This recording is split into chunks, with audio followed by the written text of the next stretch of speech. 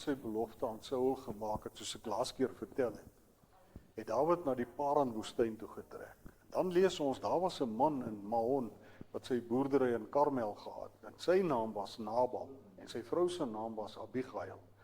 En nou lees ons in 1 Samuel 25, hierdie man Nabal was baie ryk. Hy het baie skape en bokke gehad, baie geld ook.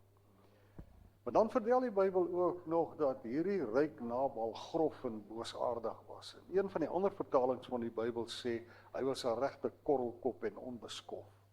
Abigail, sy vrou aan die ander kant, so vertel die Bybel, het 'n goeie verstand gehad en sy was mooi. Nou in daai tyd toe Dawid en sy manskappe in die Paran-woestyn was Nabal juis besig om sy skape in Karmel te skeer. Nou almal weet, so skaapskeerdery is 'n baie bedrywige besigheid. Veral as jy daaraan dink dat Nabal 3000 skape gehad het. En Dawid stuur toe 10 jong manne na Karmel toe om groete te gaan oordra aan Nabal en om te vra of Nabal nie vir Dawid se manskappe dalk iets te ete kan gee. En die 10 jong manne het Nabal toe vriendelik gegroet, om vertel dat hulle sy veewagters opgepas het, toe hulle met sy skape in die gebied van Karmel was. Maar Nabal het trou aan sy boosaardige en onbeskofte karakter goed gesê soos, wie is hierdie Dawid? Daar's deesdae baie slawe wat van hulle eienaars al weggeloop het. Moet ek nou van die vleis wat ek vir my skeerders geslag het vat, en dit vir mense gee, wat ek nie weet waar hulle vandaan kom nie. Ja, so is die 10 jong manne toe bedroog daar weg met leë hande. En hulle gaan vertel toe vir Dawid hoe Nabal hulle behandel het.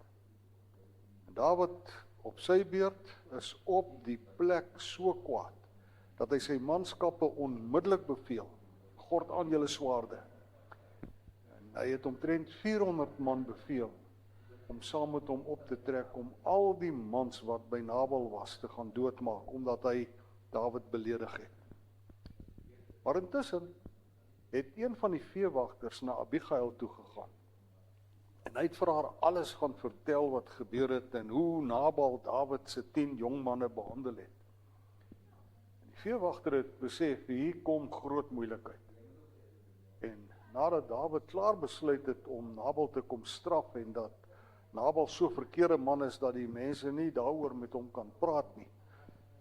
En dit is toe dat Abigail onmiddellik aan die werk gespring het. Ons lees in 1 Samuel 25 vers 18.